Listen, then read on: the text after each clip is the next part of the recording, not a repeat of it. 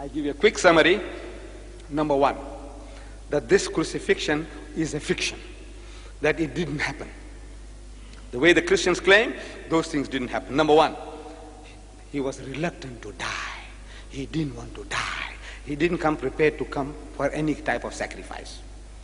Luke chapter 22 verse 36, you'll find he's preparing for a fight. And had he come to die, there was no need for him to tell his disciples to go and arm themselves. Number two, he beseeched God for help. Matthew chapter 26 verse 39. Number 3, God heard his prayers. Hebrews chapter 5 verse 7. Number 4, an angel of God came to strengthen him. Luke chapter 22 verse 43. Pilate finds Jesus not guilty. It's good reason to keep Jesus alive. John chapter 18 verse 38. Number 6, Pilate's wife shown a dream in which she was told that no harm should come to this just man. In other words, that he should be saved alive. Matthew chapter 27 verse 19. Number 7, supposed to be on the cross for only 3 hours. According to the system in vogue, no man could die by crucifixion in so short a time, which means that even if he was fastened to the cross, he was alive. Number 8, the other two, his crossmates on the respective crosses, were alive. So Jesus too, for the same period of time, must be alive. John chapter 19 verse 32. But when they came to Jesus and saw that he was dead already, saw what? That he was dead already. I says, you know, on page 36 and 37 and 38, I give you a list of 11 different persons in the newspapers who were certified dead and they were not dead. By doctors with stethoscopes, they were pronounced dead and they were not dead. They came back to life. And there is a society in England, I have given you the picture of the society of people who have come back from the dead. Were they all resurrected? No. But they were certified dead. This man, seeing a person on the cross, says he thought he was dead and he saw that he is dead already. I said, what does it mean, and saw? When doctors make mistakes in the Crucifixion hospital, where Chris Barnard operates, a white woman was certified dead and put into the mortuary, next morning she came out alive. When you make mistakes by the day, certifying people dead when they're not dead, what this means that he was dead already. So I said, Jesus was John 19:33, that there was a mistake there in seeing. Number 9, Encyclopedia Biblica under article cross, column 960 says that when the spear was thrust, Jesus was alive. We didn't write the Encyclopedia Biblica. Number 10, and when they launched him on the side with the spear, so forthwith they came out blood and water, which is a sign of life. Number 11, his legs not broken as a fulfillment of prophecy. I said legs can be of any use only if Jesus was alive. And this is the fulfillment of prophecy, says the Christian. He keepeth all his bones, not one of them is broken. Psalms chapter 24 verse 20. Number 12, there was a thunderstorm, earthquake, and darkening of the sun, all within 3 hours, to disperse the sadistic mob, to enable his secret disciples to help keep him alive. Number 13, the Jews doubted his death. They suspected that he had escaped death on the cross, that he was alive.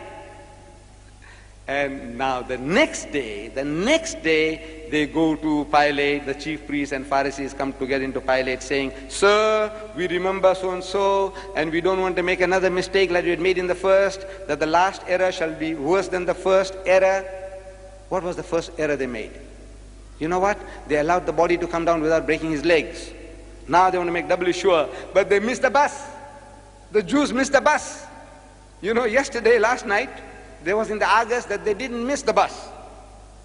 In Palestine, you know, in 25 seconds, they killed 3 Arabs, and you know, who were out to do some terrorist business, they killed 3. They didn't miss the bus there. But here, in the Bible, Matthew chapter 27, verses 62 to 64, they missed the bus, because the next day they go along to make the sepulchre secure. Next day, after the horse has bolted, you go and lock the gate. There's something wrong with you. The Bible says, next day, Pilate, number 14, Pilate marvels to hear that Jesus was dead. So Pilate marveled if he were already dead. And calling to him the centurion, he asked him whether he had been any while dead. Mark chapter 15, verse 44. You only marvel if you know the thing that they're talking didn't happen. If you take a man to a firing squad and you put 6 bullets through him, and if he dies, there's nothing to marvel. But if he didn't die, you marvel. Now Pilate marvels that, look, no man can die within 3 hours. In other words, according to his experience, the man is alive. Number 15, big roomy chamber, close at hand, and big and airy for willing hands to come to the rescue. Providence was out to keep Jesus alive. Number 16, stone and winding sheets had to be removed, only necessary if Jesus was alive. John chapter 20 verse 1. Number 17, report on the winding sheets. German scientists who carried out experiments on the Shroud of Turin said that the heart of Jesus had not stopped functioning, that he was alive. Number 18, he was ever in disguise.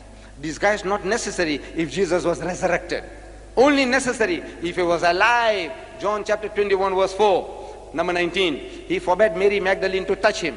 Touch me not, for this reason, that it would hurt, because he was alive.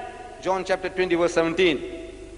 Number 20, not yet ascended unto my Father. In the language of the Jew, in the idiom of the Jew, he was saying, I am not dead yet. In other words, I am alive. John chapter 20 verse 17. Number 21, Mary Magdalene not afraid on recognizing Jesus, because she had seen signs of life before. She was looking for a Jesus who was alive. John chapter 20 verse 16. Number 22, his disciples petrified on seeing Jesus in the upper room. All the knowledge about the crucifixion was from hearsay. Therefore, they could not believe that Jesus was alive. Two had Almal, Hamfarlat, and Khaflach. They were not there. Number 23, ate food again and again in his post-crucifixion appearances. Food only necessary if he was alive. Luke chapter 24 verse 43. Number 24, never showed himself to his enemies, because he had escaped death by the skin of his teeth. He was alive. Number 25, took only short trips, because he was not resurrected, not spiritualized, but alive. He went to Emmaus. He went to the upper room, back again after 8 days. He only took short trips because he was not resurrected. Otherwise he would have gone up to heaven. No sense in going and coming back, up and down, not from heaven to down and up above. He's going around, in and around Jerusalem all the time. Number 26, testimony of men around the tomb. They say, why seek ye the living among the dead? Why are you looking for a live person among dead people in the cemetery? Luke chapter 24 verse 4 and 5. That he is not dead but alive. Why seek ye the living among the dead? Number 27, testimony of the angels. The angels say, the angels who had said that he was alive, that he live, that he is alive. I don't know what's wrong with people. What are you reading? The angels, what did they say? That he is resurrected. No, he said that he live, he is alive. They said no, he is not alive, he is dead.